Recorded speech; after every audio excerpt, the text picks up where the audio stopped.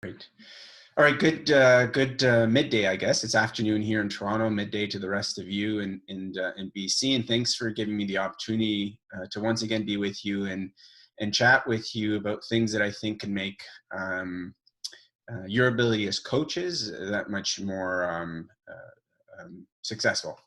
And I'm quite passionate about this particular topic that I'm going to share with you guys. When I first got involved with gymnastics, I guess now it's close to 6 years ago. And when I first got involved with our national team, which is close to 5 years ago, this is what I was really committed to being on board.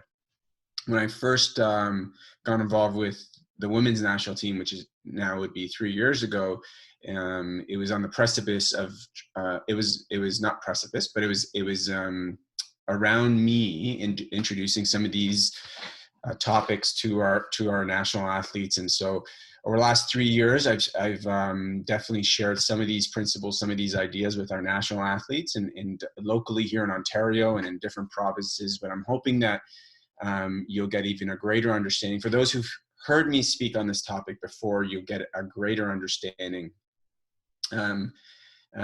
My colleagues, I think, recognize and know this about me. If I read a textbook, if I read an article, I make sure to read it 3 times because I know I'm not going to absorb everything there is to learn or understand it at a depth that there is to understand the first time through. So even if some of the things you're hearing me say are things you've heard before, listen to it from a beginner's mind, because I promise you there'll be so much more depth of understanding that will be available to you.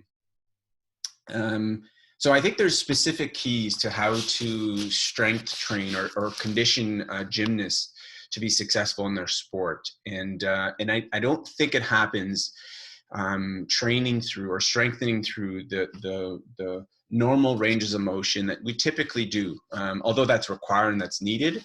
Gymnastics is a unique sport because you are in extreme positions and ranges of motion. I played university football, and that was the sport that I was competitive in throughout my athletic career. And we never have to get into positions that gymnasts are having to get into. So for me to do the usual strength training approaches, squats, lunges, and all these things, it was consistent with sport requirements. Gymnastics is not quite like that, though. Those other exercises are needed, but you need to include some degree of strength training to utilize or to strengthen the ranges that are being utilized within the sport. So there are specific needs. Anytime for me as a strength and conditioning coach or as a therapist, when I look at an athlete, I look at, okay, what is it required of their body when they're participating in the sport? And in gymnastics, here are the requirements. You need flexibility and you need large ranges of motion. You need strength through pretty much every single range of motion that you can attain through passive flexibility. So to any degree that you can stretch or be flexible in, you almost need to be strong through that entirety of the range of motion as well. Gymnastics also requires a lot of power and explosiveness, obviously. And then lastly, anaerobic endurance. These are the 4 physiological requirements to be successful in this sport, to make it easier for an athlete to acquire skills, to make it less likely that they'll get injured, and to allow them to succeed. If they're deficient in any of these 4 things, then performance will be affected, injuries are at a higher risk, and in general, they'll have a more challenging time acquiring skills. So when we're looking at flexibility, it's an easy thing to train and it's an easy thing to see progress in. And it's something that's always been done in gymnastics. So there's nothing that anybody can really add to the sport of gymnastics to forward flexibility training in terms of trying to improve passive ranges of motion. That's quite given. The thing that wasn't quite given when I first got involved with the sport is recognizing that gaining passive flexibility, and by passive flexibility, I mean flexibility or range of motion that you gain without you having to do anything. You can just sit there like this picture. This young gymnast is just letting her arms hang out there and she's stretching quote unquote tissues. So gaining passive flexibility does not translate to being able to always actively move through those ranges. And this is what's unique about gymnasts, is they're required to move through those ranges that they can passively stretch. So what I mean by that is here's one of our national male athletes. This is 5 years ago or 6 years ago when I first got involved. He's a lot older now, but in the top picture, that's how much passive flexibility he has. And he needs to, it's required of him in the sport to be able to actively move his arm to that point that he can passively flex it, stretch it through. But clearly, as you can see in the picture below, he can't. And this is a big issue in gymnastics because it renders that the difference that he can accomplish passively and what he can accomplish actively, the difference in range of motion there is usually where injuries develop. It's usually where performance gets affected, and it's usually where skill acquisition becomes harder and harder. Because if a skill, let's say a release move on bars, requires him to snap his arms back all the way down that way, this far, and he has the flexibility to get there, but he doesn't have the strength to move it himself, well, the moment he's going to be limited in his ability to get back there. And the moment he really tries to force himself, he's going to end up straining and irritating other tissues. And this is a very common occurrence that I see clinically when I'm treating gymnasts. This is another picture of just a former national athlete on the men's side. Easily he can come down and obviously has great flexibility to go all the way down to his toes if he needs to. But the moment he's asked to actually lift his leg, he can't quite get it that high. This is more evident on the male side, but it's also evident on the women's side. And so this is a missing link in gymnastics preparation or conditioning. It's one thing to acquire the passive flexibility or the ability to stretch and have a lot of resilience in your tissues to cover a big range of motion. But if you cannot access or use those ranges of motion actively, then it's going to affect performance. Because in the sport, you don't need to just have the flexibility to get to be in that position when you're in a middle split on the floor. On the women's side, you'll need it to jump up and do a split leap and keep a really good line. On the men's side, you may need to be able to have that range of motion to snap back on bars, for example, or on rings, or on P-bars to catch a release move or something. So it's one thing with flexibility training to gain the flexibility passively. It's another thing to actually gain it actively. So when we talked about strength training being critical in obviously in the sport of gymnastics and specifically in those edges of ranges of motion, I want to first step back and say, okay, why do people strength train? And typically people strength train so that they have a greater resilience. Their tissues can handle greater loads at the ranges of motion that they're required to. So if I'm a football player and I need to run, then I need to have my muscles strong enough in those ranges of motion that I take my hip, my knee, my ankle through during running. So doing an exercise like a squat is very obviously will take me through those ranges that I'm going to use when I run. For a gymnast, it's different though. If I'm needing to, if I need to strengthen myself to be able to catch a release move back here or extend my arms back there to do a release move or to do a split leap, I need to strengthen myself through those ranges. Otherwise, I'm not going to adequately be able to express that with my body, meaning the moment I have to demand that of my body's not going to be able to do it very cleanly, very effortlessly, or consistently. Once that strength is gained, then, like I said, the tissues develop resiliency to handle loads.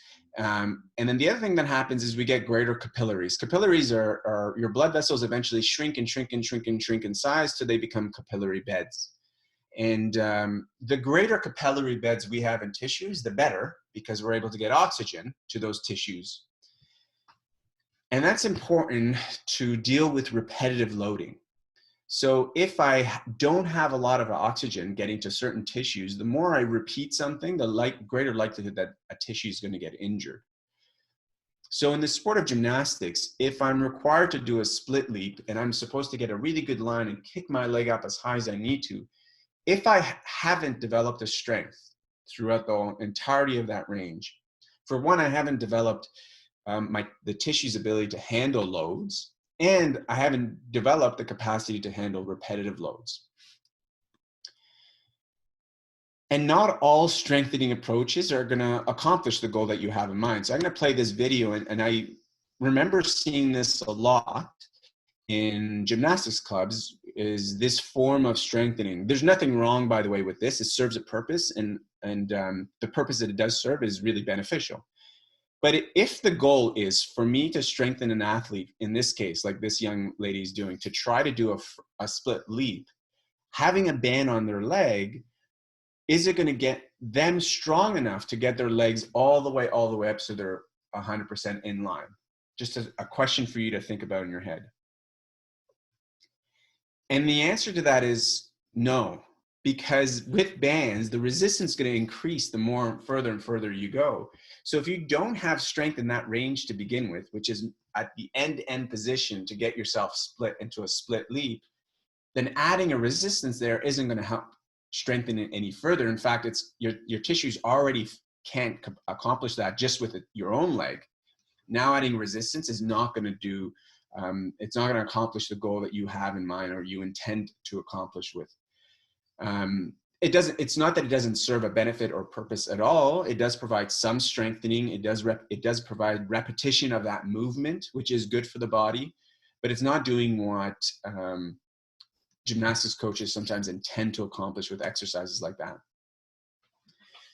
And although I know in these cases, and speaking to some gymnastics coaches, the intent is to try to strengthen at those end ranges, at those edges of ranges that allow for a really nice line and straight leg raise. It doesn't always accomplish that. Sometimes this is because of poor execution, but oftentimes it's just a poor technique that's introduced, like in this case, using the bands to try to improve a split leap with individuals who may not have the strength to begin with. Obviously, if they have the strength and they've accomplished it, use the bands. Now, you want to give added resistance to increase adaptation. Here's the other thing that most people don't know about, including most that I teach courses to. If this is a normal range in this picture, this is just internal rotation and external rotation at the hip. The range of motion that I'm demonstrating this with is not important. This is just a nice picture that I found that allows you to see. If this is a normal range, any joint in the body moves through. Then through repetition, what happens is we start to fatigue. And when we start to fatigue, our body naturally starts to shrink the range of motion that we go through, because it doesn't have the strength and the resilience and the capacity to tolerate the repetition of the movements. So it needs to start to shrink the range of motion down. And this is something, it's a physiological phenomenon that happens to all of us. And so this person may start with that full range, 85 degrees full range of motion in their hip, but as they do repetition that involves rotation, that range of motion shrinks. So translate that to gymnastics. What am I trying to say? If, let's say, a gymnast has the ability to extend here on their own with repetition of exercises, over time, that range they may only be able to get to this point. And if they are visually seen to get to this point, it's done through some sort of compensation elsewhere. Hopefully that visual communicated it. Or if you're doing a split leap, the more repetitions that you do, going back to the last image of this young lady doing the split leap here, the more repetitions that you do, fatigue builds up, the body instinctually, because it's fatigued, is not going to go as high of a range of motion. So you're not even accomplishing the strengthening that you want in those edges of ranges of motion that provides for the clean lines or the ranges of motion that you want. So this is an important thing to understand, because if you're going to craft a conditioning program or a strengthening program, and the goal is to strengthen in these end ranges, in these edges of ranges that the sport of gymnastics requires, you have to understand that if you do something like what that previous gymnast was doing, or in this case, what this gymnast is doing, the repetition of this at the shoulder, the muscles around the shoulder girdle will fatigue and the range of motion will decrease. And as the range of motion decreases at that joint, two things will happen. A, the tissues become less resilient, the likelihood of injuries increases, and the rate of compensation increases. Meaning I'm going to start to compensate elsewhere to start to do that. So this is Simone Biles. If she did 100 of these, as great of an athlete as she is, she'll start compensating somewhere.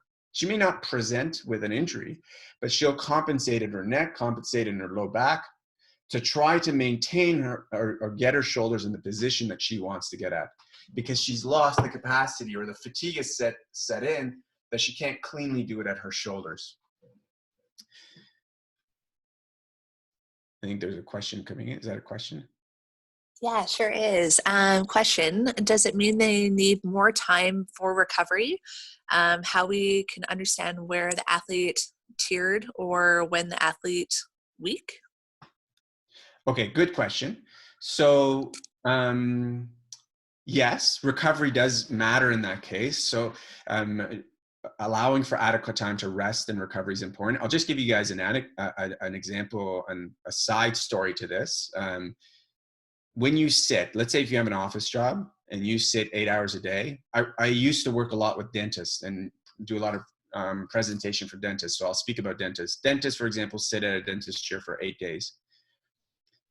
The fatigue that sets in your tissues to sit stationary for that length of time, they require up to 48 hours to fully recover. Obviously, no one takes 2 days off before, it's not like they work Monday and don't come back Thursday. They never come back fully recovered. And that's one of the reasons people who sit for so long start to develop these issues. So it's no different in any sport. And in this case, in gymnasts, rest is required. And sometimes rest is required, especially if you know your gymnast is deficient in strength in some of those ranges. So I'm going to go back in a slide for a moment to try to show you what I mean. I went too far. Sorry, bear with me. So for example, in this case, Felix here, if this is my gymnast and I recognize he has this much flexibility, which is wonderful, but he doesn't have the strength equivalent to the range of motion that he has the flexibility in. And I know in this case, he for sure will need to get his arm higher than this to do the basic handstand / release moves on bars or handstand position on P-bars or rings. I would then definitely require more rest and recovery and maybe less training volume for him. The goal, though, however, is ultimately to develop strength in that range. That should be the ultimate goal, so that the gymnast could tolerate the repetition of movements.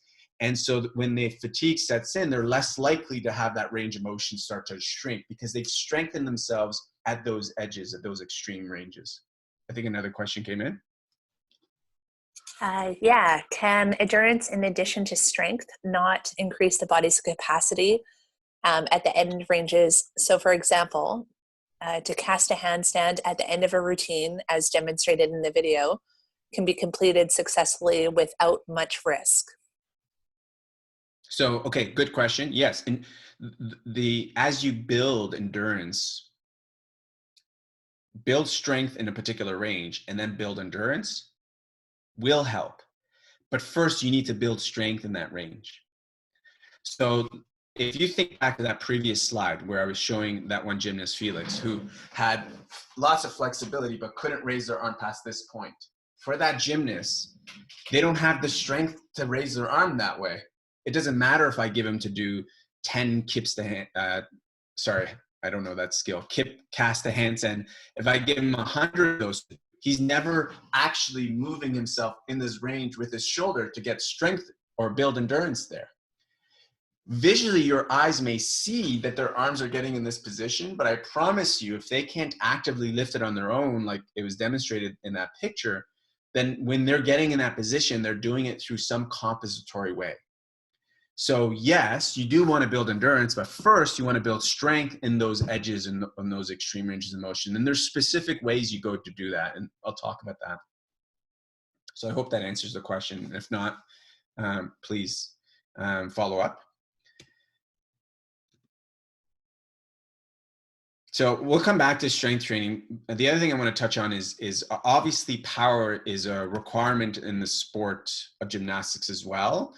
Um, Power, after all, is an expression of strength. So however strong you are, that's your capacity to do power, because power is how much work you can exert in a short period of time. And the work that you can exert is really dependent on how strong you are. So power is an expression of the strength that you have and how quickly you can do it. And the stronger you are, the greater your ability to build power. So generally speaking, the stronger a tissue you can get, the more power you can generate. Now, just forget my last point for a moment and just look at the video. When you're looking at this gymnast, the intent I imagine with this exercise is to generate power, the explosiveness to throw your leg up really quickly. Now, this is only being accomplished with this gymnast in a very small range of motion and just at the beginning of ranges of motion, at the beginning of the range of motion, which is fine to do. So then all that means though, when this young girl goes to do a split leap, she'll develop power and explosiveness in this first little bit and then lose all of it in the rest of it. So if my goal with this gymnast is I want her to get a really clean line into a split leap, right? I don't know how to do it with my fingers so you can see, but to do a really clean line with my fingers, then if she builds a lot of explosiveness just through here, all that explosiveness is going to be lost. And then the lack of strength or lack of training power in that last little bit means that the rate of her ability to get her leg up is going to diminish and she'll just never get it high enough. So even when you're introducing power-related exercises, first you have to understand that if you want power to be expressed through the full range of motion, you need to have strength through the full range of motion. So that when you do your power-related exercises, it's accomplishing what you want. This young girl will be able to get her leg high enough at those edges of ranges of motion and have an exercise like this be accomplishing the goal and the benefit you want it to accomplish. The last thing I want to mention about power, and that is that the greater your motor unit recruitment, the greater the ability for power. So what does motor unit recruitment means? It essentially means let's say in a given muscle, you have 100 muscle fibers. So let's say in your quad, you have 100 muscle fibers. Motor unit recruitment means your body's ability to get as many of those muscle fibers involved as possible. And sometimes when we get an injury to any joint, not sometimes, all the time actually, anytime there's an injury to a joint, the nervous system's activity alters. What does that mean? That means, let's say I sprain my ankle joint and I recover, the pain goes away. What doesn't return 100%, and most people don't recognize and don't see, and this is not just coaches, this is therapists as well, what they don't see is that there's a change in the activity of the muscle fibers of some of those muscles around the ankle joint.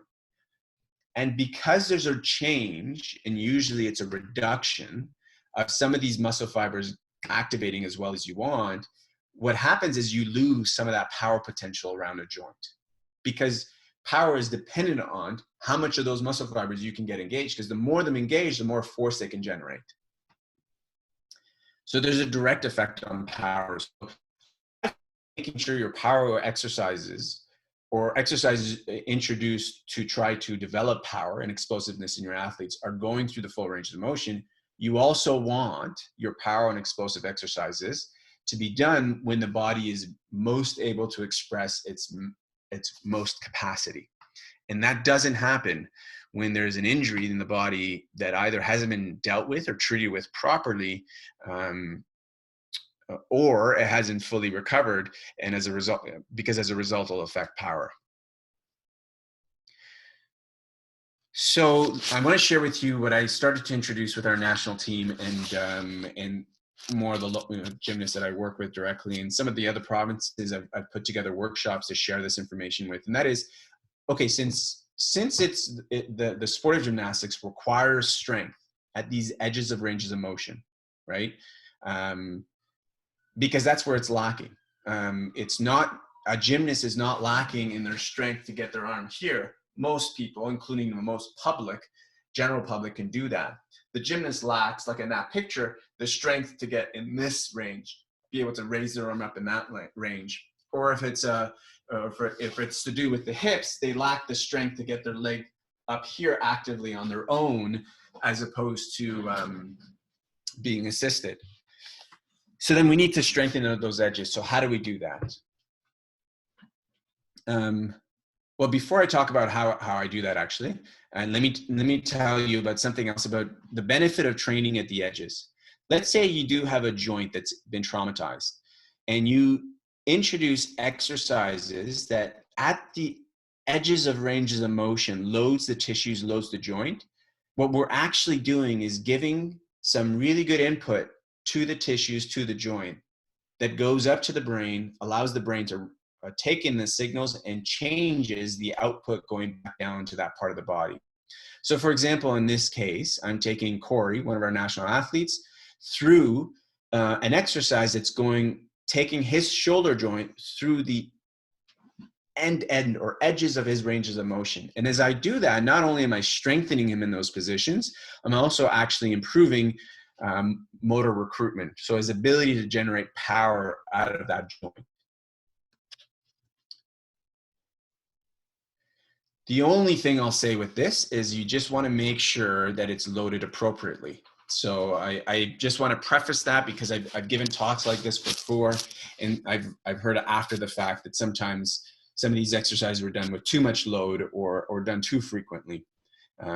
So anyways, this is just an example of that. I have a video, I think it's coming up next. So here's a video to demonstrate what I mean. So here's someone who had a previous ankle sprain. So I'm going to do a little test to assess how well the motor unit recruitment is, or how well her muscle fibers can get engaged. And as you can see there, it didn't get engaged very well at all. So then I give her an exercise that takes her ankle through those edges of ranges of motion. And as we go through it, there's something happening within the nervous system that doesn't, I'm not going to get too scientific, but something happens within the nervous system that allows for the joint to feel confident, that allows for the muscles of the joint to become stronger or more active at those end ranges. And in doing so, improves the functioning of the tissues throughout the whole range. So then in a moment when we test, which is coming up in a short second, I'll just fast forward it a little bit. Okay, there we go. So now when I retest her, I'm testing her and I'm actually pressing harder than I did before, and it's barely budging. So that's another benefit of introducing exercises that train at the edges, as opposed to the exercises that work through just the specific range of motion that we typically would go through anyways. Is we have an ability to deal with any joint trauma that may have happened in the past that's affecting power output in and around that joint. And as in the sport of female gymnastics, this is quite common because of the time and effort spent on doing a lot of work on improving splits. What sometimes happens is you sprain the joint capsule of the hip. And then you pair that up with a lot of leg kicks, like in that one video with the band, or just on their own, or a lot of their routines include a lot of split leaps, which really heavily loads the muscles around this joint that's already traumatized, that eventually leads to further irritation. So 2-3 years later, this gymnast may not generate the same kind of power, although they've been strengthening themselves, because this joint trauma is actually inhibiting the power output. So you introduce an exercise like that, you can actually start to remedy things like that on your own, even without a therapist telling you something is wrong. Okay, so what is, if we go back down and break things down, what is it when it comes to flexibility? What are the requirements? With flexibility, it's important to understand sometimes it's a tissue issue, meaning sometimes you just got to stretch it more, but sometimes it's a nervous system issue. So if a joint's been injured, it's not going to let you go through really extreme ranges of motion because the brain doesn't feel safe around that joint because it's been injured in the past. So in those cases, make sure that you pair any flexibility related things with strengthening exercises, specifically in those ranges that they're stretching their body in. If that's not clear, let me say it a different way. Going back to that gymnast who was on the block with her arms up, if you remember that picture, if you're going to give a flexibility exercise like that to improve her flexibility, just make sure you also pair it with some strengthening that's done at those edges of ranges that she's just stretched herself in.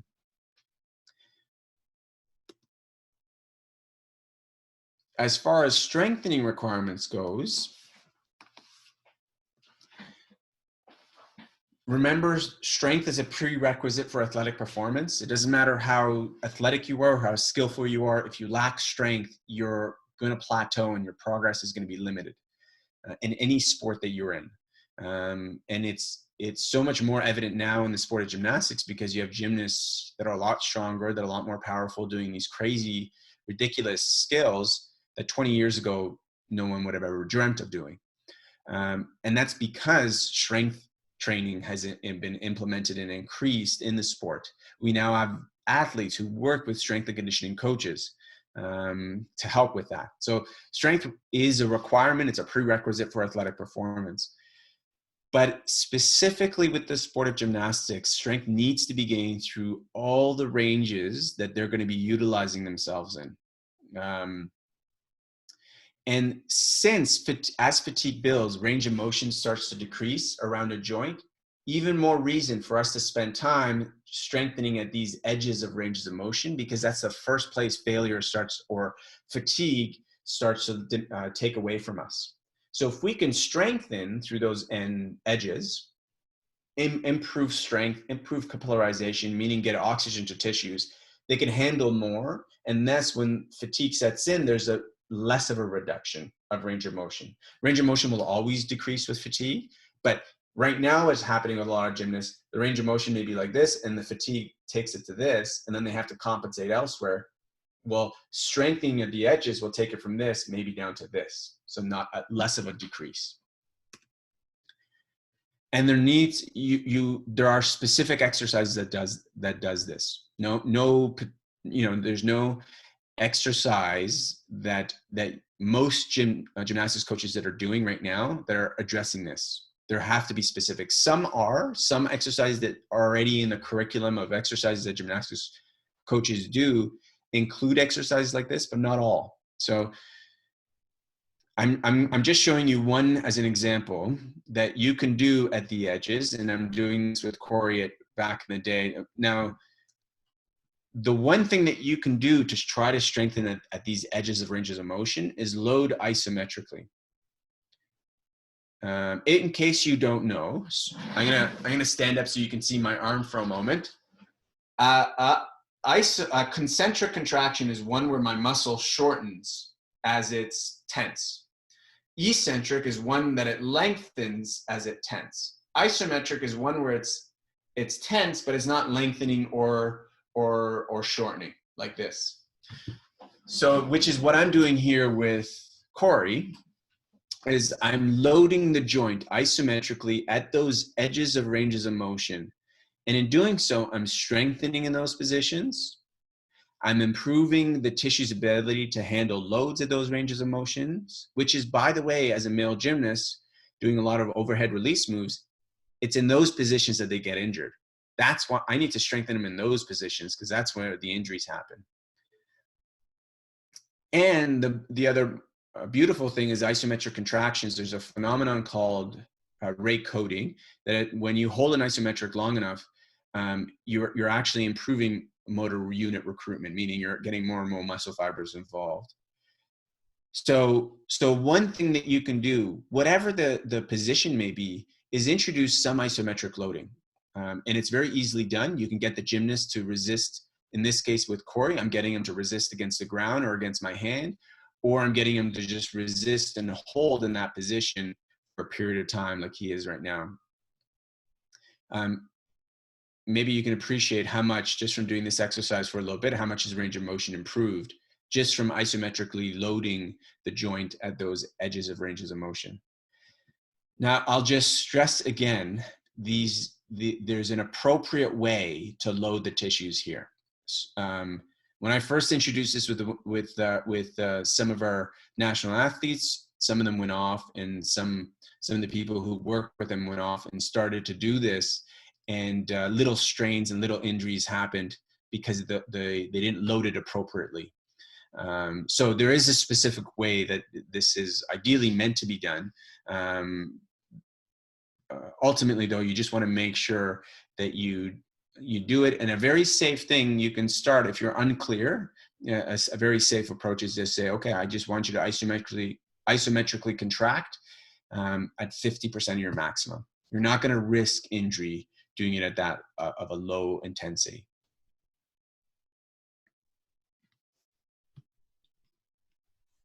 Okay, it looks like we have a question that came through. After what duration does the coding usually start to occur?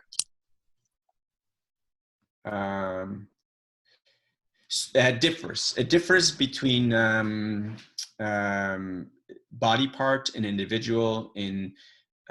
Generally speaking, and the age of the athlete also matters. So generally speaking, you would need to be, especially with an adolescent athlete or older, so in their teenage years or older, you would need to load it in some cases, minimum 10 seconds, some cases even more. So it all depends on the athlete, and we're starting to get to the finer elements of things, and the finer elements is tough to communicate in a presentation like this because I can't practically show you the same way. But at minimum, I would say you probably are looking at 10 seconds at the minimum. If you're dealing with younger athletes who are 8, 9 years old, 5 seconds for them is no problem. That's sufficient. And you'll see very drastic changes even doing that with them. But the older athletes, it's dependent on the body part, the area, and their age and their specific bodies. So I hope that answers that question.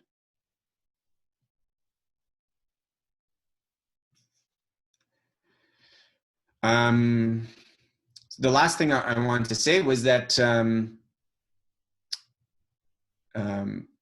any controlled movement or exercise at these edges of range of motion will then also be appropriate. So I just showed you one example with isometric loading, but let's say I know in women's gymnastics, I'm just going to stand up to show you, or actually maybe while I'm seated, I'll show you. Maybe you'll see actually, I'll just stand up. So let's say they get they're lying on the ground and they're in a splits position, their leg up.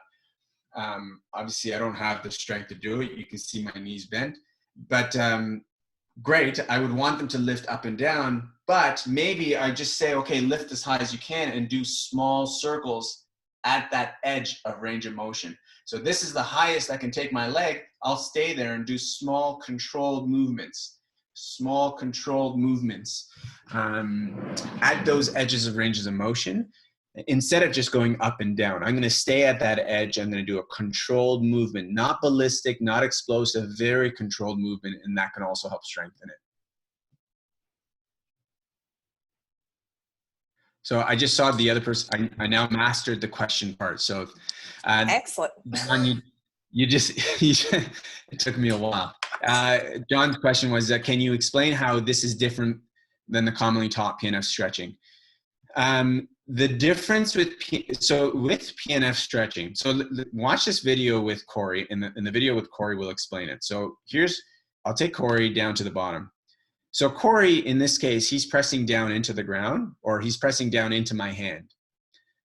PNF stretching will have you press down up maybe somewhere around 5 to 6 seconds. It's not sufficient to actually load the tissue for strengthening to happen. So that's one thing that's different. We're going to higher time periods, 10, 15 seconds sometimes. And then after he's been pressing for a period of time, I'm actually going to get him to lift, and he lifts higher on his own. Whereas in PNF stretching, you then move their body further. So there's no strengthening that's happening by me moving their body part over, whereas if they're having to lift it, there is strengthening that's happening. So those are the two major differences between PNF stretching and what we're doing here in this example with Corey. I'm not sure what happened to my video here. I had a video here to show you guys, but it's been replaced by this cheetah or leopard. Nevertheless, so with when it comes to power requirements, first and foremost, you want to make sure the system is healthy. By the system, I mean the individual's body. And if you guys were on the webinar I had last week, I talked about how important it is to have a good team around you. And if you have a good team around you, sometimes as a coach, you may not be aware that a gymnast has something that's suboptimal in their body that's affecting their performance. And by suboptimal, what I mean is things aren't functioning to the level that they're capable of. They may not be presenting with any symptoms or pain. They're just presenting with inability to perform. And sometimes you don't know this. And so when you have a good team around you, they can work with you to say, yes, this person is a little bit, there's some loss of functioning here or there that we need to address. And that way making sure that you're resolving injuries not based on when the pain is gone, but when function is 100% restored. Just to give you an example, I have a baseball athlete here locally, and he was in the gym in his off-season training, squatting 225 pounds for number of reps he had to do. He came in for a treatment. We addressed a number of different things that weren't functioning up to par. That same day, he went to the gym and he squatted 250 pounds.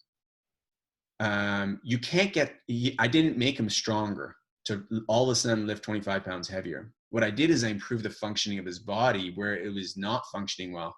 That led to his body be able to express and perform better. So when it comes to power, first and foremost, you just want to make sure things are oh geez. Okay, Leanne, sorry. I now have unmastered my ability to get to the question.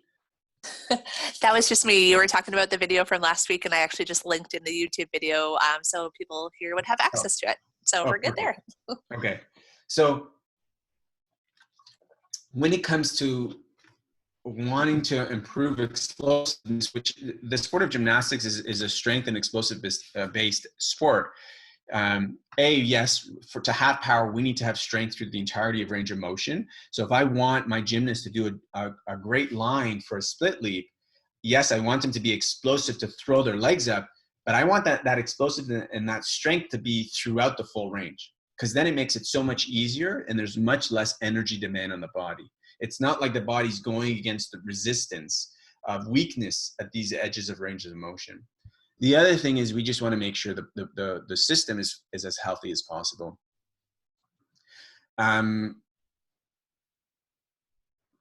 Okay. So I want to give you guys an opportunity to ask questions, because I think through questions, clarification happens. But I also want to make available for you my email address in case you had any further questions. And I know in the past, I think I've been out into BC before, and I've run one of the workshops that I do that's involved with the gymnastics manual, which covers a lot of these exercises, approaches, gives you a manual as a guideline. If I have a video of the presentation, I obviously have the manual. If you're interested, I could always mail that out to you. But during this sort of time in captivity, I've created these gymnastics training videos, which takes different joints in the bodies and progresses them through some of these exercises that I have available. So if you're interested in those things, you can also email me. But let me get to your questions to allow for further understanding. Can you see that one, or do you need me to read it? Yeah, if you don't mind. Sorry. Okay, no worries. How would you define power and strength?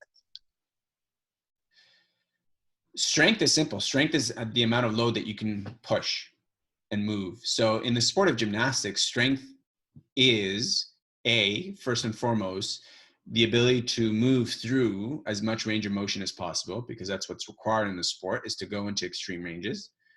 And then once you can move through it, then it's how much load you can actually push through that range of motion.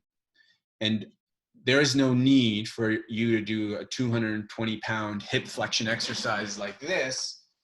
But if you can do it with 10 extra pounds, if you can do it with 5 extra pounds, that obviously will increase the strength. Power is how quickly you can move, the amount of load that you're moving. And it's based on strength, because if you don't have the strength, so for example, if I don't have the strength to raise my arm here, I'm not going to be able to express power through this range. But if I have the strength to move my arm this way, then my power is how quickly I can move it through that range. And it's dictated based on how strong you are. So the stronger you are, the quicker you can move through it. Is that definition clear?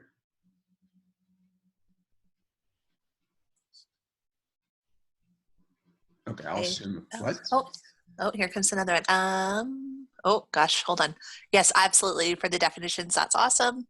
Another question, what suggestions do you have for keeping athletes motivated to maintain focus and effort through these types of exercises? Meaning this type of training takes a lot of mental effort. 100% it does. You're right. So I'll give you just my own anecdote. I obviously know what's going to happen physiologically from doing these exercises. So there's a degree of confidence in which I speak about it, and sometimes that is convincing for some. But it's when I first introduced this to the women's team, not a lot of people grabbed at it. When I took over as the lead medical person for our men's team, I introduced it to our men's team, and not everyone grabbed at it, but there were a few that did. And the ones that did started to made an enormous difference in their gymnastics. The normal aches and pains that they got significantly reduced, almost to a point of elimination. So just to give you an example, I had statistics of when I took over the national team in January last year, and 72% of the times when someone had an injury to be treated, it was shoulder related. By the time we got to World Championships, which was 9 months later, 11% of the time. So people, the gymnasts who did do it had significantly less injuries, and they start to feel that release moves became so much easier for them because they were actually having strength in that range. And the female gymnasts that I were working with one-on-one here in Ontario just found it so much easier and smoother to do their split leaps and all that. It just took less effort. So the biggest motivator for most is if they see someone else get better, that from something, they'll want to do the same thing. So it's not easy because it does take a lot of mental effort, but as they see other people, there's always going to be those athletes that are really driven and motivated, and they'll take things upon themselves. And as they start to succeed, everyone else will sort of see it and hopefully copy. But aside from that, these kind of exercises require a lot of attention being given to someone. What I mean by that is someone thinks maybe they're pressing down against the ground for a certain intensity, but in reality, you're not pressing that hard. So if you can partner like two people do it together, one person could keep the other person honest by telling them, push harder, do this better, work harder through these ranges. That would be my suggestion, or my thoughts on that. I don't know if it will help or not, but that's some of the ideas that come to mind.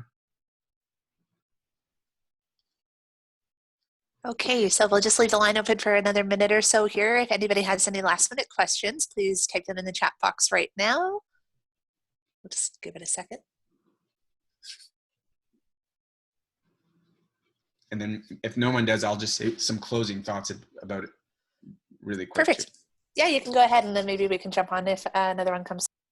Okay, so just in conclusion, did a question come in?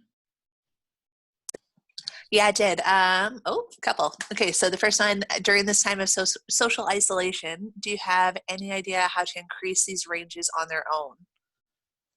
Yeah, so that's why I created these gymnastics training videos is to help support coaches. And I essentially created a video, like for example, something specific to middle splits, front splits, shoulder, a couple for shoulder joint, wrist, ankle, all designed to improve ranges of motion and strengthen at the edges. And the videos is me guiding you through the exercises.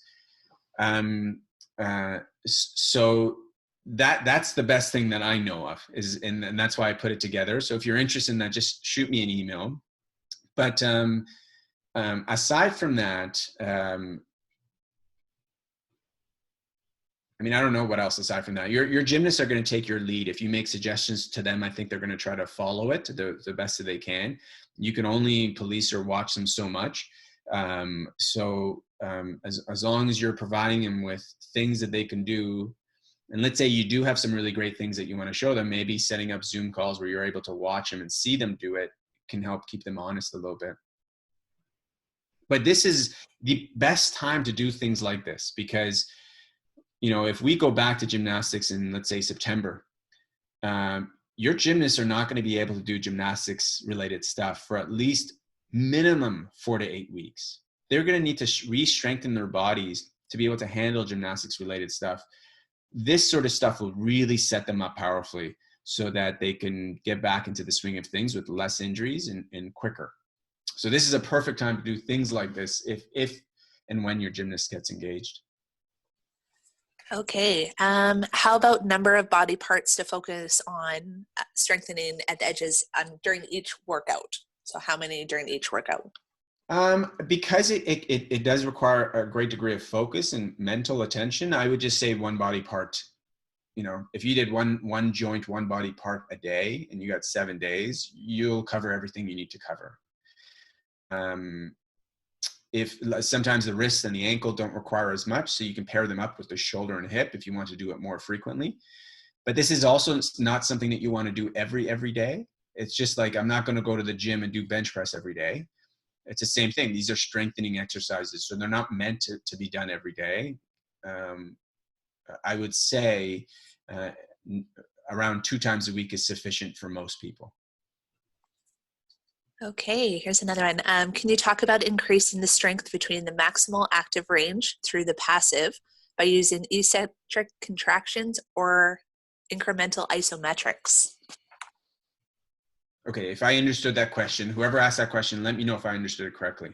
You're asking, how do you improve? So let's go back to that gymnast who had this much passive and this much. How do you improve this range through using isometric and then eccentric?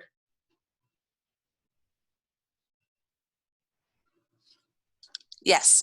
Okay, perfect. So let me go back to that video of Corey. So here's an example of how you would do that. So I have Corey lying down. I see how high he can lift it on his own to begin with. And then I progressively introduce isometric loading. And I introduce isometric loading in both directions, which is also a little bit different than PNF. I'm getting him to load in both directions because I want all the muscles around the joint to be strengthened in that range of motion. So he'll be isometrically loading in one direction, then he'll actively lift on his own and hold essentially an isometric contraction. Or if I didn't want him to isometrically contract, I can keep my hands there and he can just lift up and down in those edges of ranges of motion 10 times. So that could be one way. And then if I threw in eccentric loading, let's say I had him lying on his back, I can just get him holding a weight and then very slowly eccentrically. Eccentrically is obviously I'm lengthening the muscles that are under tension. So I'm eccentrically loading by holding a weight into my 2 hands overhead. That's just an example of one thing you can do as it pertains to this particular exercise. Sorry. Are you ready for another one? Yeah.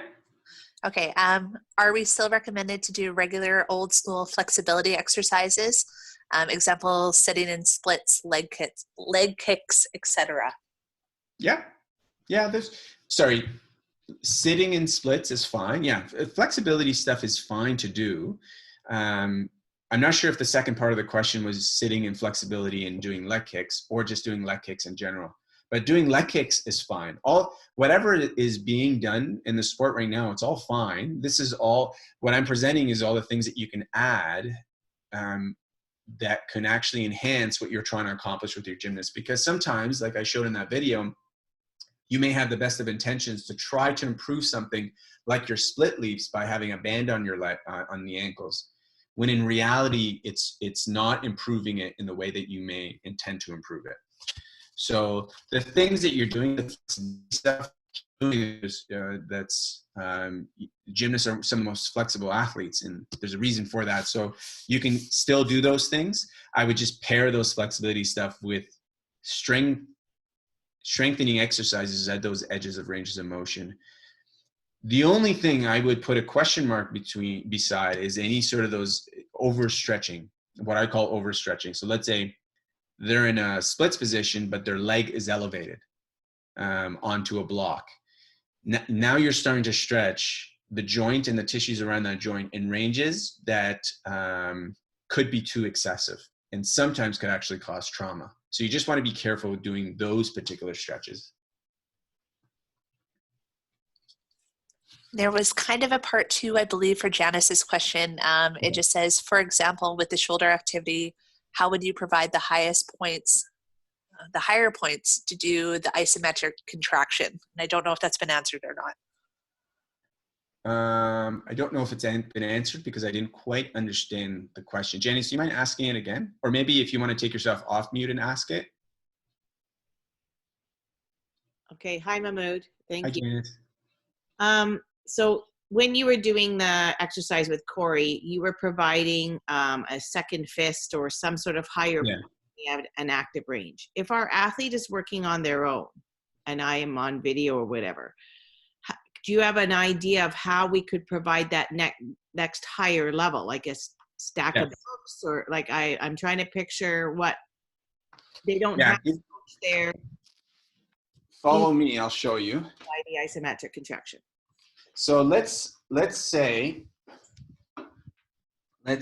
you have, put this down here. Let's say you have a little small broomstick and they're lying in this position and they do that isometric contraction and then they lift up and are holding, and it's time for them to do an isometric contraction again, where they can just loosen their grip, have that stick fall, and then re-grip. And now they're already at their new height and they can repeat it. So that's one way that they can do it on their own. Another way is, like you said, you can have a stack of books next to them. That's a little bit higher than where they were before. And they can then, when it's time to be at the new height, they can just position themselves on that stack of books and then repeat it.